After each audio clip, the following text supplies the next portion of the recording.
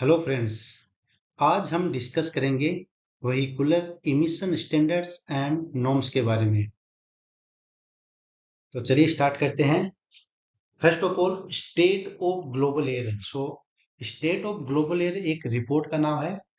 This report is published by the health effect institute, okay, HEI. This report is published by the Health Effect Institute.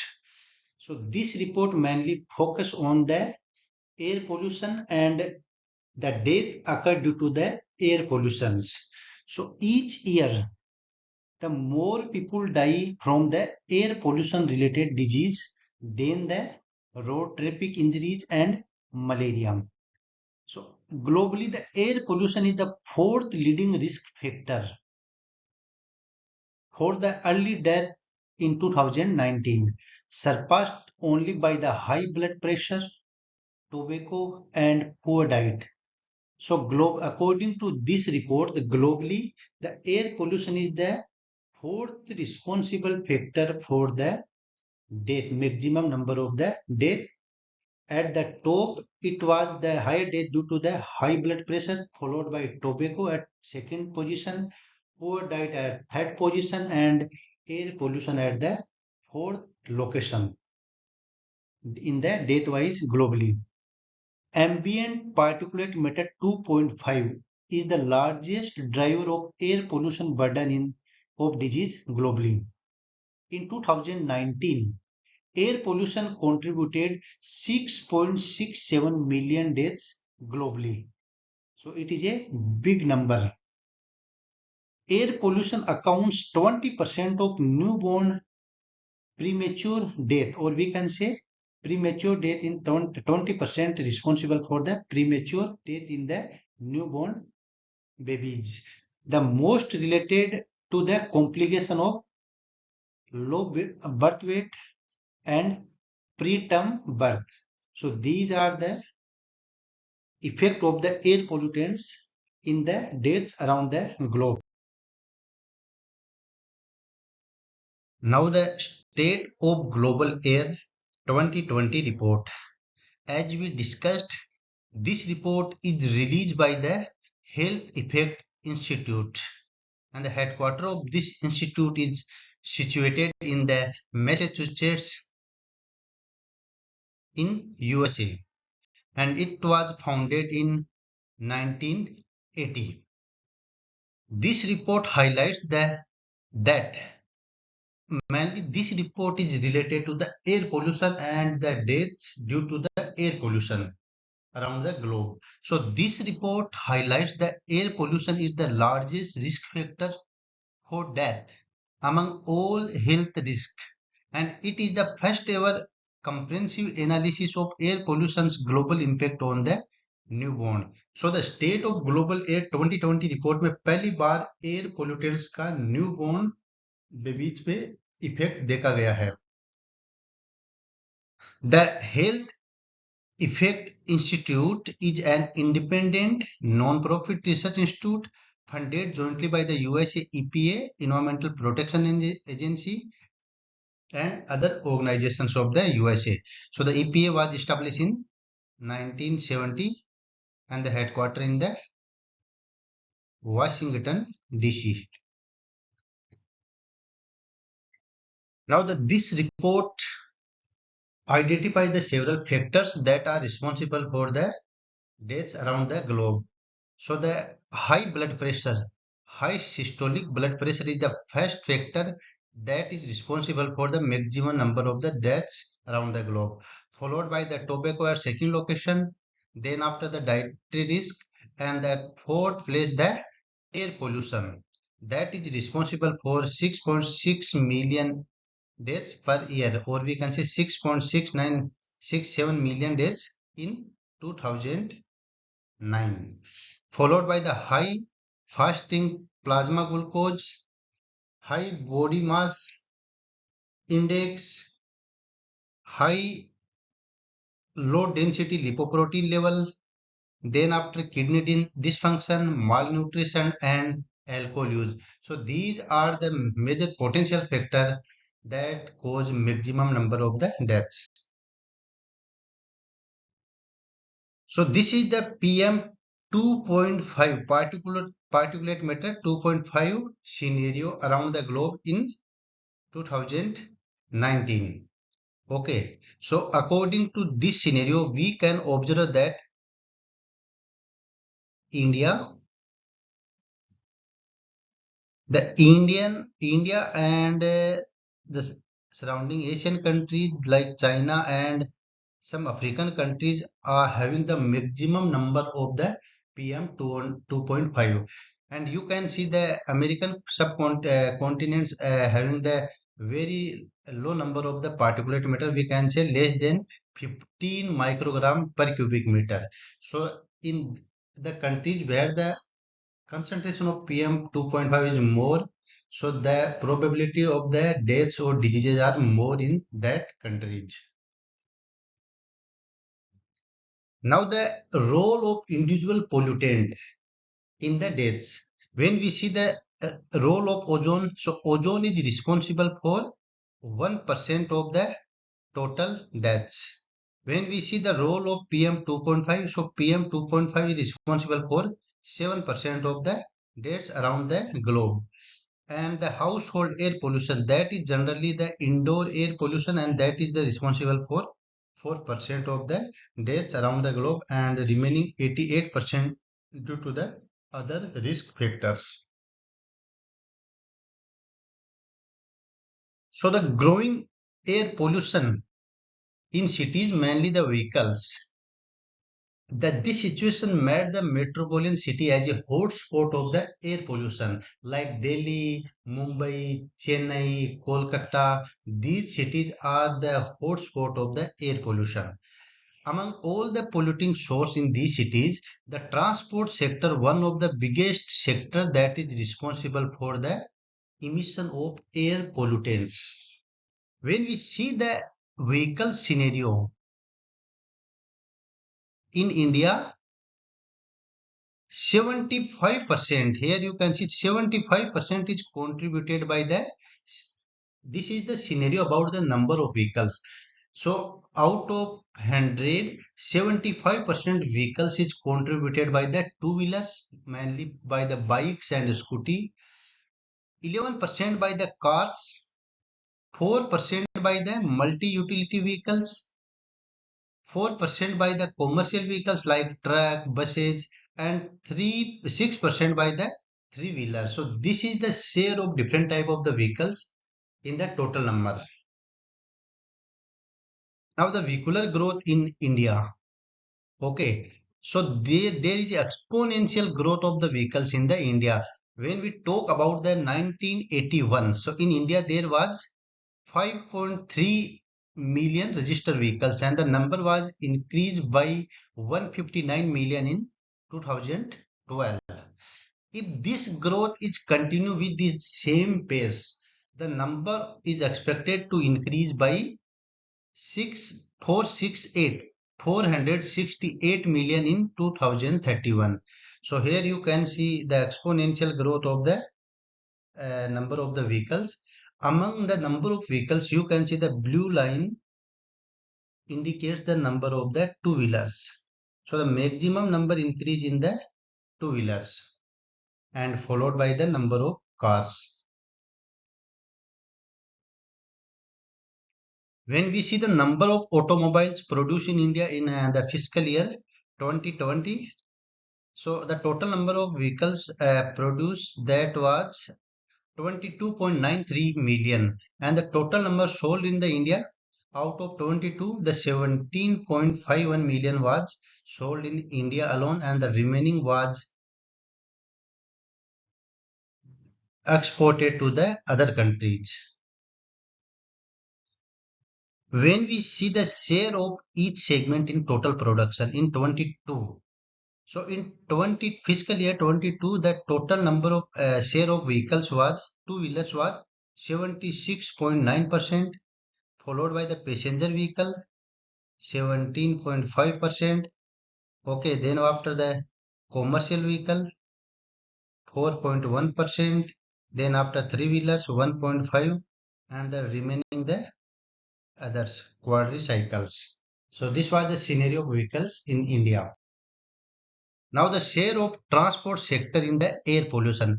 As we know, in the most of the metropolitan cities, the transport sector, or we can say automobiles or vehicles, are the prime or dominant source of the air pollutants.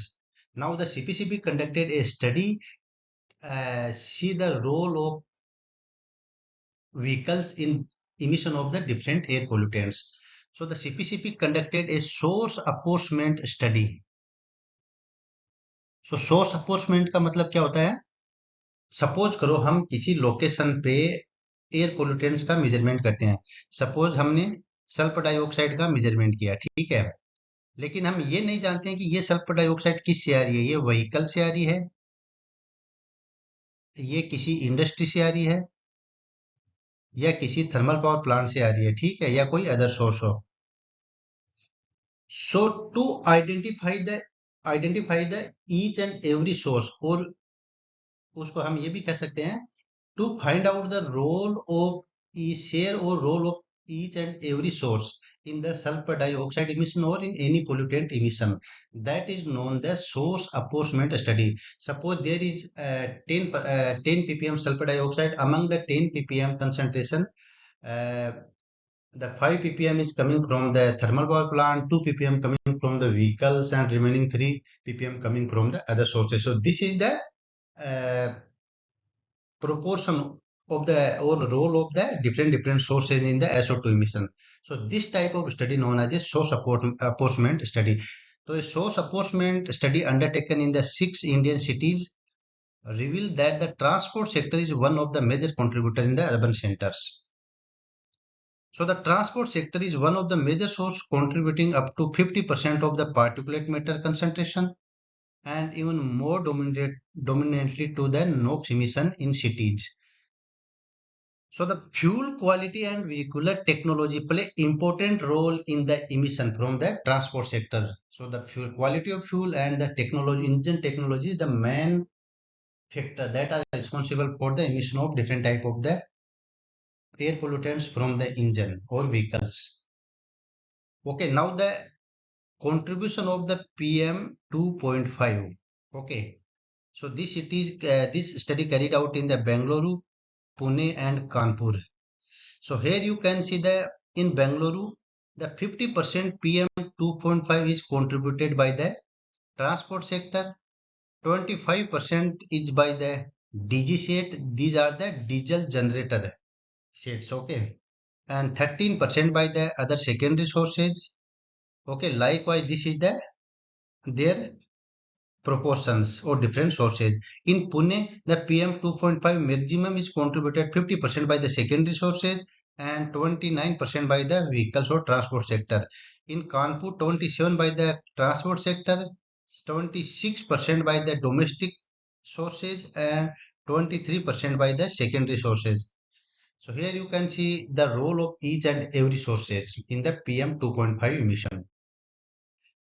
When we discuss about the NOx emission, so in Bangalore, 67% NOx is coming by the transport sector, 23 is by the DG sheds, that is the diesel generator sheds. In Pune, you can see almost all 95% of NOx is coming from the transport sector, and in Kanpur, 47% by the transport sector and 43 by the industries. Okay, so now the emission standards in India, there are different rules and regulations that is established by the CPCB for the vehicles.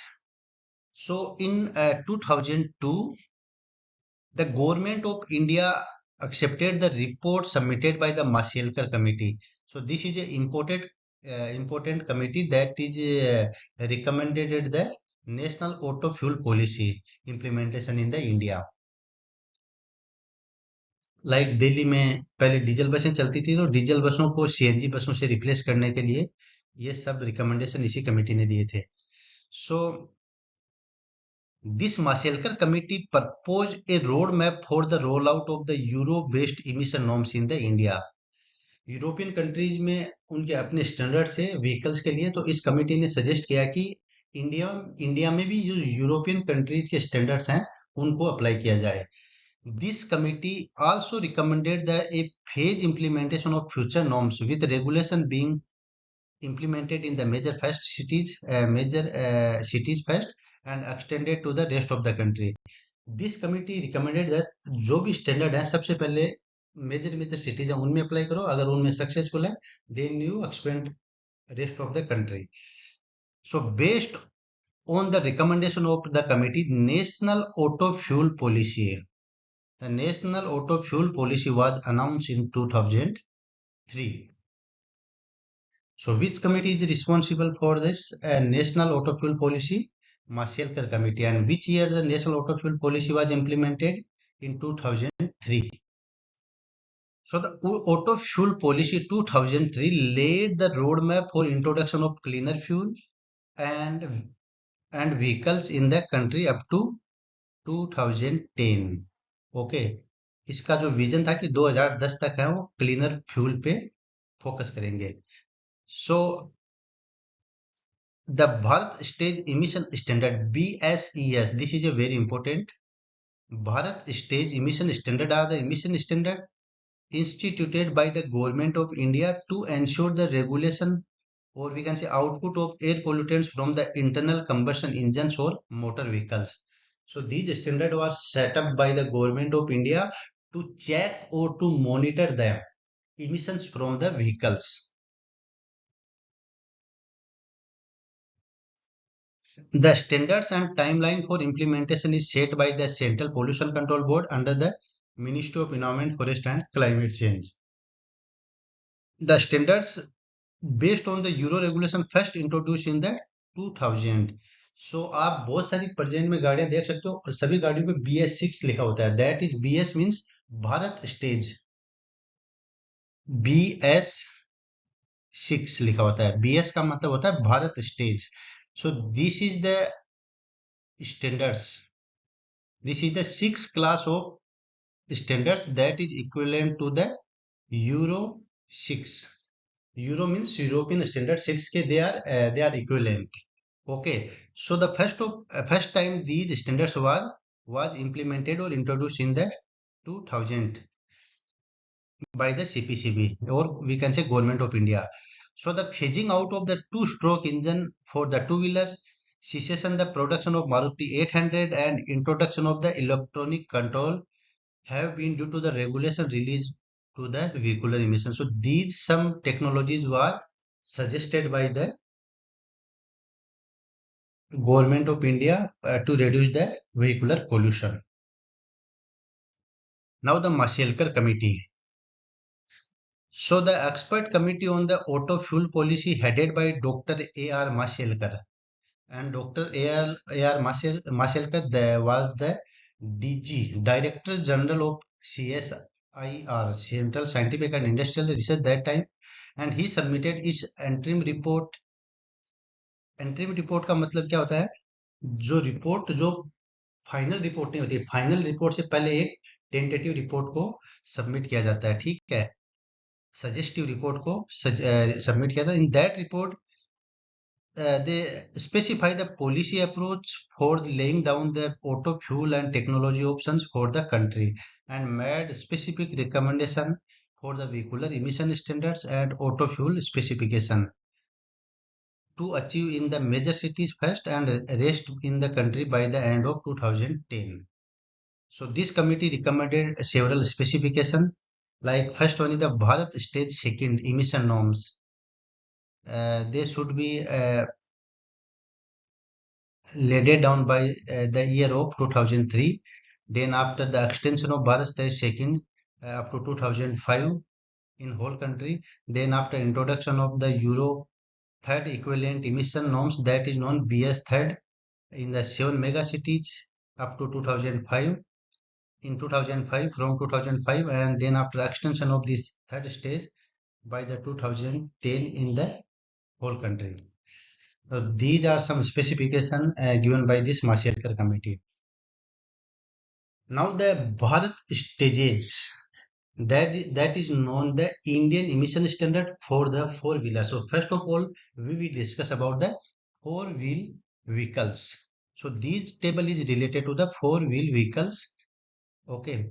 So here you can see the first Bharat stage emission standard, that is what I already told you in given the 2000. So that time they known as India 2000, and these standards are equivalent to the Euro 1 standard, जो European first category है standards की उसके equivalent थे। इन 2000 में ये पूरी country में एक साथ अप्लाई कर दिए थे, ठीक है। इन 2001 में NCR, no, sorry. So the India 2000 standards are directly they apply to the whole the countries.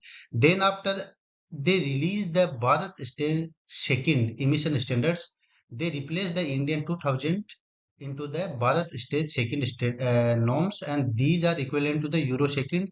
So initially the Bharat state second they apply in the NCR, Mumbai, Kolkata, and Chennai in 2001. Then in 2004 in NCR and 13 other cities, and in 2005 they apply the throughout the country to the Bharat stage second. Then after again they replace the Bharat stage second standard by the Bharat stage BS third stage, that was equal to Euro third, and in 2005 they were applied in the NCR and 13 cities. In 2010 they applied nationwide. Then after they replaced this Bharat stage second by the Bharat stage fourth, they were equivalent to the Euro 4, and in 2010 they apply in the NCR and other 13 cities. You can see the list of 13 cities below this table, and in 2017 they apply the nationwide. Then after Bharat stage 5, okay. So the after the Bharat stage 4, the Bharat stage was 5 not applied the throughout the country.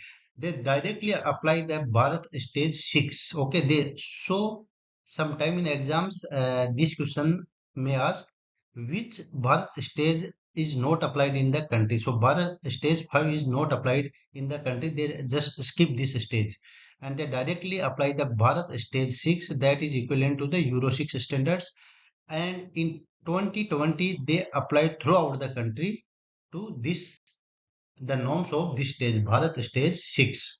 So these are the different stages of the regulations for the four wheelers. Now these stages for the two and three wheelers, okay, two and three wheelers. So BS second applied for the two wheelers in 2005 throughout the country. BS third applied from 2010, BS4 from 2017, and BS6 from 2020. Likewise, these stages are applied for the two or three wheelers. Now the emission standards for the passenger car. Okay. So what should be the emissions for in different stages for the passenger cars? So in 1991 norms, the carbon monoxide in ग्राम पर kilometre की means 1 kilometre चलने पे कितने ग्राम CO2 emission, इससे ज्यादा emission नहीं होनी चाहिए. These are the standard limits, and the mixed gases of hydrocarbon plus oxides of nitrogen. So in 1991 norms, the CO should not be more than 14.3 to 17.1 gram per kilometer, and the hydrocarbon plus NOx should be not more than 2. In 1991 norms, there is only hydrocarbon, so the hydrocarbon should not be more than 2 gram per kilometer. In 1996 norms, the carbon monoxide is varies from 8.6 to 12, and the both hydrocarbon plus NOx varies 3 to 4.6. Likewise, you can see these are the different concentration of the CO and hydrocarbons. So you can see the concentration standard is continuously decreasing in both the cases you can see, and in the stage second the number of the amount of CO should be less than 1 gram per kilometer, and the amount of hydrocarbon plus NOx should be less than 0.18 gram per kilometer according to the BS6 stage. Now the emission standards for heavy diesel vehicles. Okay, जो भी भारी trucks हैं और machinery हैं उनके लिए क्या क्या होने चाहिए. So I am not going to read each and every standards. So here we will see the only Bharat stage second stage sixth Bharat stage six standards. So here you can see the amount of carbon monoxide. Sorry, this is not carbon dioxide. This is carbon monoxide, and the amount of carbon monoxide should be 1.5 gram per kilometer per hour. Should be less than. The amount of hydrocarbon should be less than 0.96 gram per kilometer per hour. Amount of oxides of nitrogen should be less than 3.5 gram per kilometer per hour, and the amount of particulate matter less than 0.02 gram per kilometer per hour. So these are the standards of BS6 standard for the heavy diesel vehicles. When we see the emission standards for the two or three wheelers, so in the Bharat stage third, you can see the standard is given up to Bharat stage third. So according to the Bharat stage third, the amount of carbon monoxide should be less than 1 gram per kilometer, and the amount of hydrocarbon plus NOx should be less than 1 gram per kilometer. Now the PUC, as you all aware about this PUC, pollution under control certificate. Okay, so what are the standards are given in these PUC certificates? So first of all, the pollution certificate for new cars. Okay, जो भी नई car हैं. So the BS6 and BS4 wheelers that are based on the CNG or LPG. Okay, compressed natural gas और liquid petroleum gas पे based हैं. उनके लिए carbon monoxide should be less than 0.3% and hydrocarbon should be 200 less than 200 ppm.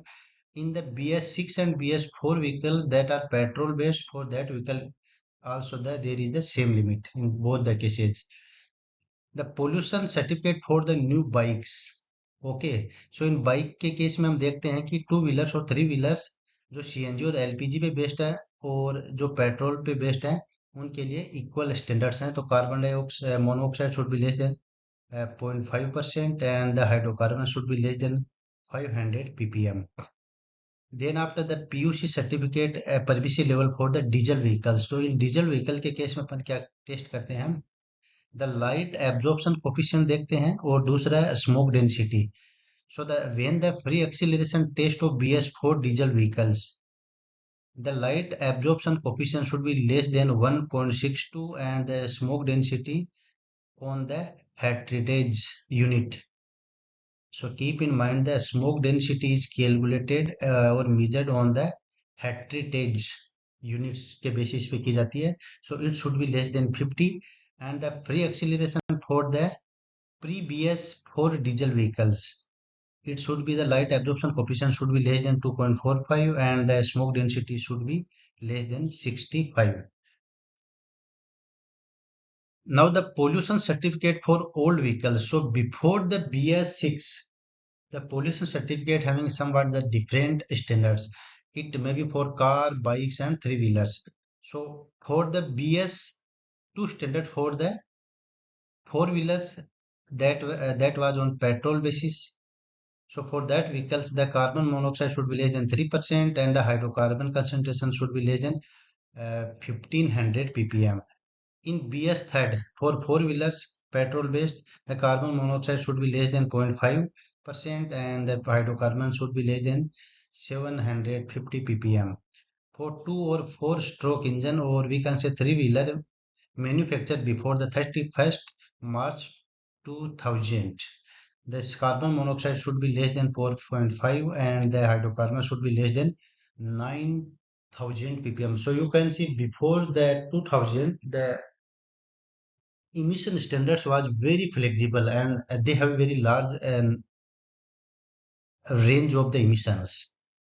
The two or three wheeler manufactured before the 2000, the CO2 emission should be below 3.5 and the hydrocarbon 6000 ppm. 4-stroke 2 or 3 wheeler manufactured before 2000, the CO carbon monoxide should be less than 3.5% and hydrocarbon should be less than 4500 ppm.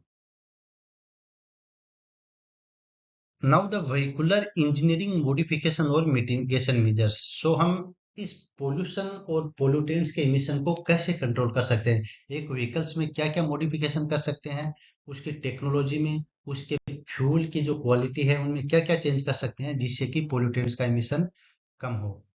So here you can see this is a diagram of the car. This is the engine part. Okay. So the burning of fuels take place in the engine.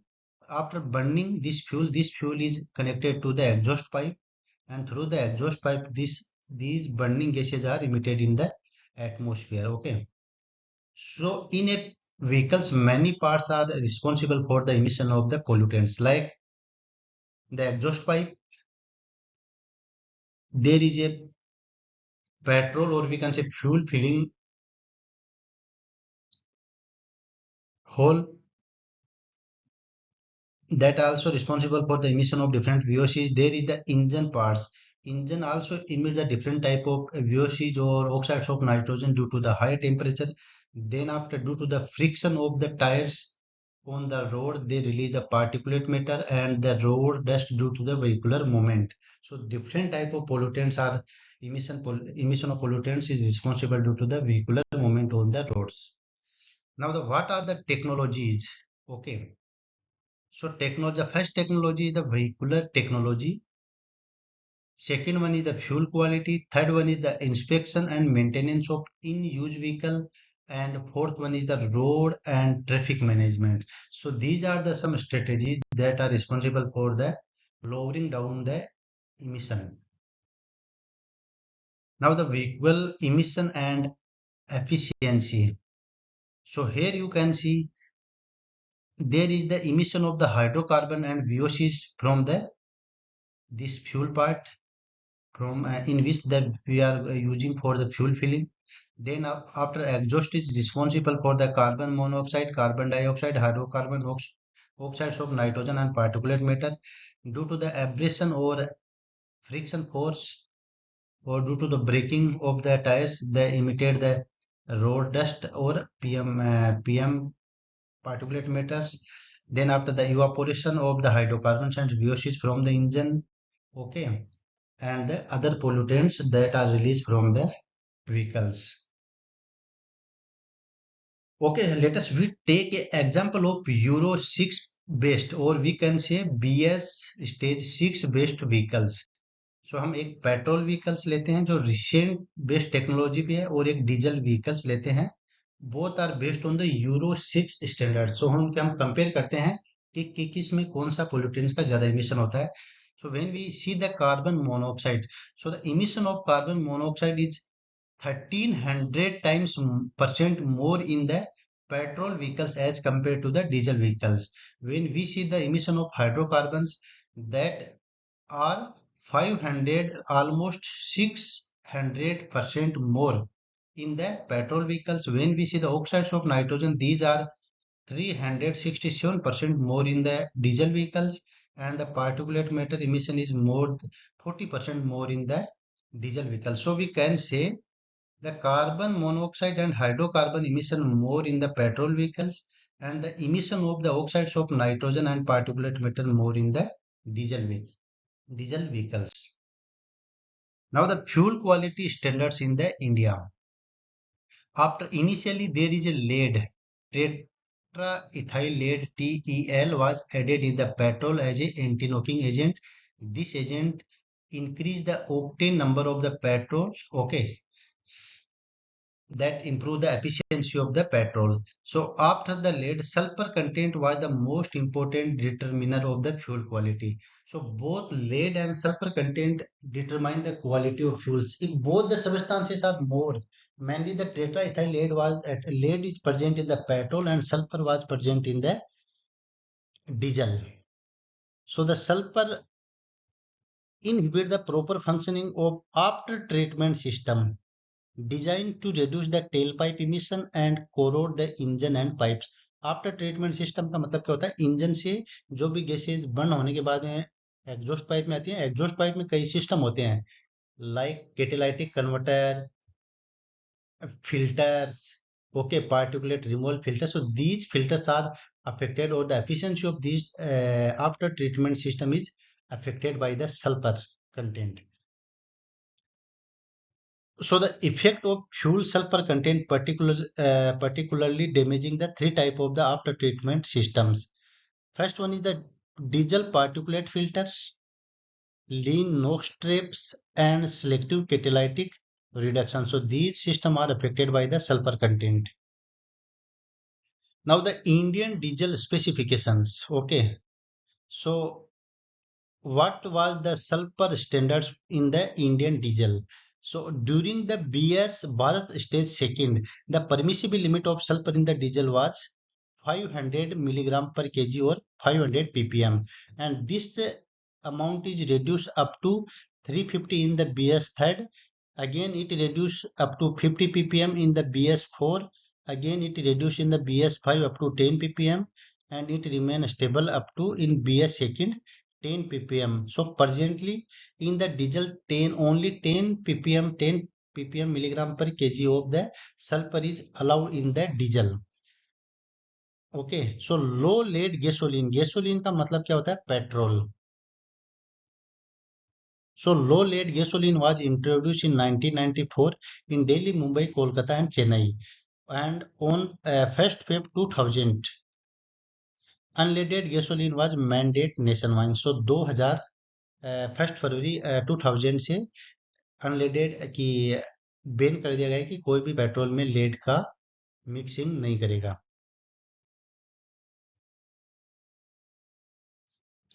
So this is a practice question. The tetraethyl lead in petrol was using as a anti-knocking agent, okay, which creates the lead pollution. As we know, in order to avoid the lead pollution, the substitute for tetraethyl lead is used in unleaded petrol. So substitute denoted as, so कौन से substitute को use करते हैं? So these are the different type of formulas type of things that is denoted the a substitute for the tetraethylate. So here the right answer is the AK-33 and -X. So this is a replacement for the tetraethylate. So what is the chemical name of this compound? So here below you can see this is a cyclopentadienyl manganese tricarbonyl. So this is the name of this compound. A anti-knocking agent in gasoline additive used to reduce the engine knocking and increase the fuel octane rating by raising the temperature and pressure at which auto ignition occur. Okay, so these are the properties that is enhanced by the anti-knocking agent. Now the PM removal, or we can say particulate matter removal efficiency of the diesel particulate filters using the different quality of fuels. ठीक है, हम जब different type quality of diesel को काम में लेते हैं तो डीजल पार्टिकुलेट फिल्टर कैसे की एफिशिएंसी क्या होती है. Suppose we have 3 ppm concentration sulphur diesel, diesel वो डीजल जिसमें 3% 3 ppm सल्फर कंटेंट हो, then in that case the efficiency of this filter is 95%. When we increase the sulfur content up to 30 ppm, then the efficiency reduce from 95 to 73. When we increase the sulfur content up to 150 ppm, so you can see the efficiency will become 0. So by this diagram we can observe that the efficiency of the after treatment system like the diesel particulate filter, lean NOx filter, and selective catalytic converters, the efficiency of these systems will reduce.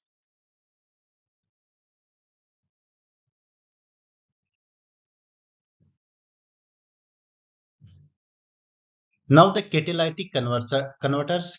So we already have a separate video for the catalytic converters. So you can go through that video. The catalytic converters in short also known as a CATs.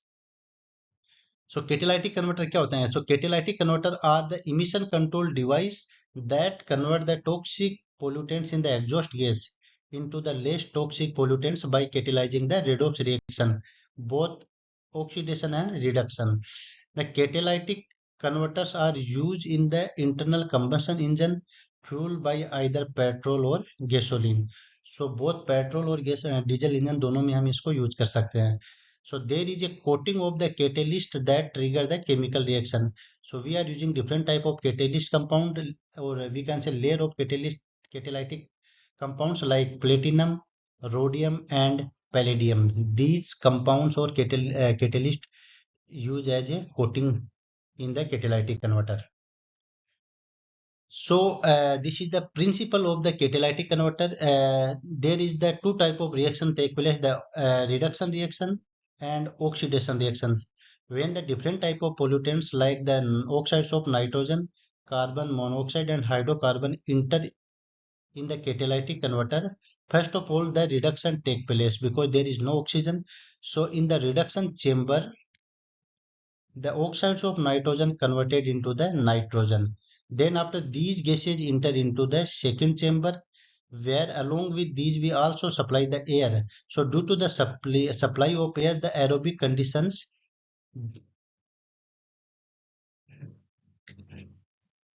promote the oxidation reaction. Okay, so in the oxidation reaction, the carbon monoxide converted into the carbon dioxide, and the hydrocarbons converted into the water and CO2. And finally, the emission of the nitrogen, carbon dioxide, and other chemicals. Some VOCs, the emission of other VOCs take place from the exhaust engine. So we can say the more toxic gases are converted into the less toxic gases. Now the modification in the engines, okay, exhaust gas recirculation. Sometimes the due to the faulty engine system, the proper burning of the fuels does not take place. So there is some amount of fuel is present in the emitting gases. So again we recirculate this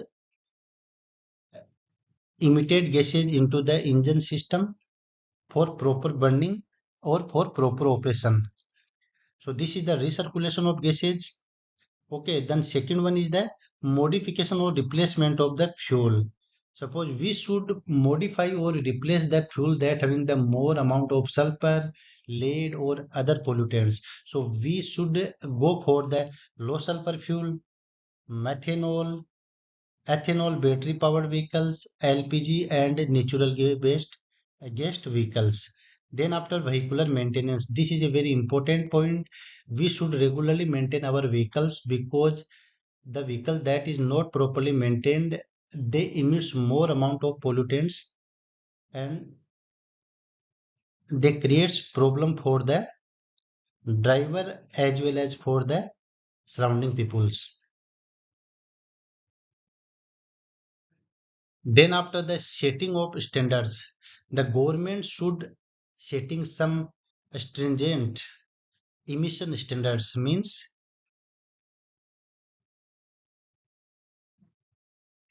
hard type standards, so that emission from the vehicles should be reduced. Then after the legislative measures, the government should fine for certain type of things for the vehicle. Suppose there is overloading of the vehicles. So when we fill the material in a vehicle more than their capacity, so overloading generate the more amount of the pollutants from the, because the engine require more power, require the more burning of the fuels. So that creates the more amount of the pollutants. So overloading should be fined, and so this type legislative measure also should apply in the country. Then after, next one is the vehicle pollution monitoring. So there should be regular monitoring of the vehicles. Like in India, the pollution under control certificate is mandatory for all the vehicles. So this type measures helps in the reduction of the pollutants from the vehicles. Now next one is the check on adulteration. कई बार हम सुनते हैं कि इस petrol pump में या यहाँ particular location पे फ्यूल्स में कुछ अडल्ट्रेशन होता है, मिक्सिंग होती है, तो वहां से हमको पेट्रोल नहीं लेना चाहिए. So people go for the adulteration different. They use the different type of adulterant using in the petrol or in diesel. So when we go for the adulteration, the fuel quality become lower, and this lower quality fuel emits when go for burning. It degrade the engine parts. It degrade the different filtration system, and it emits the more amount of toxic pollutants. Okay, so different type of adulterants are used like the naphtha, kerosene, mineral turpentine oil is commonly used as a adulterant in the gasoline, or we can say petrol. Okay, and in diesel we generally use the kerosene and lubricating oil. So when we are using purchasing the kerosene, you can see the color of kerosene is a blue type. Okay, so they government using a dye to add in the kerosene so that the adulteration, they avoid the adulteration, because when we are add any other chemical in this kerosene, or we cannot add this blue color kerosene in petrol or diesel. So that's why government add dyes in the kerosene to stop the adulteration. So what are different adulterants in the petrol? Naphtha, kerosene, diesel, and mineral turpentine oil. And in the diesel engine, the kerosene, pentane, and lubricating oils. Now the roadmap for ethanol blending in India by the 2025. So the government of India proposed a roadmap for the gradual rollout of the ethanol blended fuel. So government of India इस पे जोर दे रही है कि धीरे धीरे petrol में ethanol blending ज्यादा की जाए. So they propose E10 means 90% petrol plus 10% ethanol. That is denoted by E10 fuel supplied by the April 2020, and it will be phased out by the E20 means 80% petrol plus 20% ethanol by the April 2023 to 25. तो 2025 तक है वो E20 को roll out करने की योजना है. Then after faster adoption and manufacturing of hybrid और electric vehicle scheme FAME. So the government of India launched a FAME scheme that aim to incentivize the vehicular segments. Government है वो incentive दे रही है कि अगर लोग इलेक्ट्रिक व्हीकल और ई bikes को खरीदेंगे तो उन पे लोग हैं कुछ वो ऑफर दे रही है, इंसेंटिव दे रही है. तो इसमें government of India launch that 2 phases. Okay, so the first phase is started in 2015 and it was completed in the 2009, and the second phase is started in from 2019 and it will be completed by 31st March 2024. Then after the government launched the National Hydrogen Mission of India.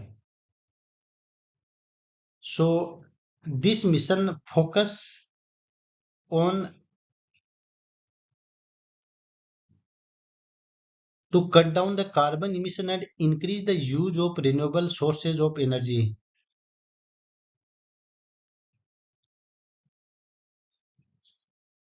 So the main focus of this mission, National Hydrogen Mission, was to focus on the renewable energy or hydrogen energy for the vehicular segment in India. So that's why the government of India, in which year National Hydrogen Energy Mission in 2022, government of India launched this mission to focus on the use of hydrogen as a renewable energy source.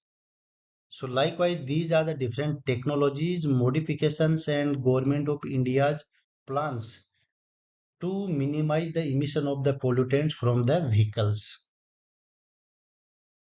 So friends, thank you so much for watching this video. अगले video में फिर मिलते हैं, तब तक के लिए नमस्कार.